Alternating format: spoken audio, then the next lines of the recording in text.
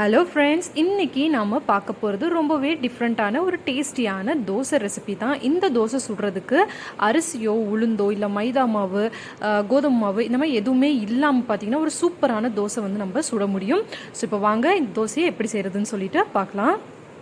இந்த ரெசிபிக்கு நான் இன்றைக்கி பார்த்தீங்கன்னா 1/4 கிலோ அளவுக்கு ரவை எடுத்திருக்கேங்க. ரவையை ஃபஸ்ட்டு நம்ம பார்த்திங்கன்னா லைட்டாக வந்து வறுத்துக்கணும். அதாவது அதோட கலர் மாறாமல் லைட்டாக அது நல்லா ஹீட் ஆகிற அளவுக்கு வந்து அதோட அந்த ஒரு நல்ல ஒரு அந்த ஸ்மெல் வரும் இல்லையா, அது வரைக்கும் பார்த்திங்கன்னா நம்ம வறுத்துக்கணும். நீங்கள் வந்து ரவையை ஏதாவது ஒரு பாத்திரத்தில் அளந்து எடுத்துக்கோங்க. நான் பார்த்திங்கன்னா 1/4 கிலோ ரவையை ஒரு டம்ளரில் அளந்து எடுத்துக்கிட்டேன்.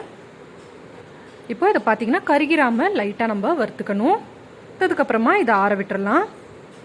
ரவையை வறுத்துட்டு ஆற விட்டதுக்கப்புறமா இந்த மாதிரி மிக்சி ஜாரில் மாற்றிக்கலாம். இப்போ பார்த்தீங்கன்னா இந்த டம்ளரில் ஒரு டம்ளர் நான் பார்த்தீங்கன்னா ரவை எடுத்திருந்தேன். இப்போ அதே டம்ளரில் ஒரு அரை டம்ளர் அளவுக்கு தயிர் எடுத்துக்கலாம். புளிப்பில்லாத தயிராக எடுத்துக்கலாம். அப்போது டேஸ்ட்டு நமக்கு நல்லாயிருக்கும். கூடவே ஒரு அரை கிளாஸ் அளவுக்கு தண்ணியும் ஆட் பண்ணிக்கலாம்.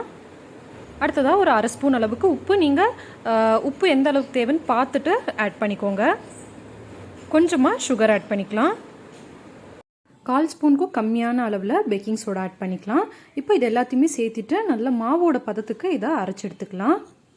பாருங்கள், நம்ம நார்மலாக இட்லி தோசைக்கு மாவு எப்படி ஆட்டுவோமோ அந்த ஒரு பதத்தில் நம்ம இந்த மாவை நல்லா அரைச்சிட்டு எடுத்துக்கலாம். இப்போது இதை ஒரு பாத்திரத்தில் போட்டு வச்சுட்டு ஒரு 2லேருந்து 3 நிமிஷம் அப்படியே விட்டுறலாம்.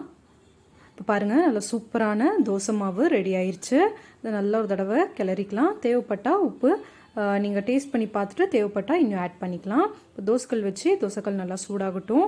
உங்களுக்கு தோசை எந்த சைஸில் வேணும்னு பார்த்துட்டு அதுக்கேற்ற மாதிரி மாவு ஊற்றிட்டு நல்லா திருப்பி விட்டுக்கோங்க.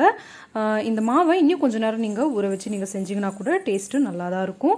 ஆனால் அப்படியே அரைச்சிட்டு அப்போவே செஞ்சாலும் பார்த்தீங்கன்னா இதோட டேஸ்ட் வந்து நல்லா தான் இருக்கும். பெருசாக எந்த ஒரு டிஃப்ரென்ஸுமே இருக்காது.